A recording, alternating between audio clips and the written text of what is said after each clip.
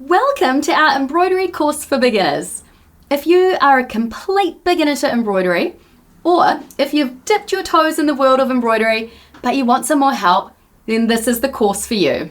In this course, I'll teach you what supplies you need, the basic skills you need to get started, the beginner stitch techniques, and how to fix mistakes along the way. You'll practice your new skills on a stitch sampler and then dive into the beginner patterns. Look, I know that you're probably super busy and don't get a lot of time for yourself, which means that when you do sit down to learn embroidery, time is precious.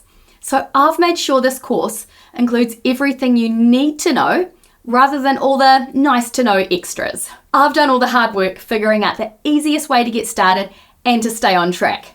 And most important, how to have fun and enjoy the process along the way. So you can start learning right away and make progress on your own embroidery journey. Now, here's a tip from me. I'd like you to follow the course in the order that it comes up online. We've laid it out in what we think is the most logical process for you. So relax, trust in the process, and you'll be amazed by what you can achieve. So let's get started.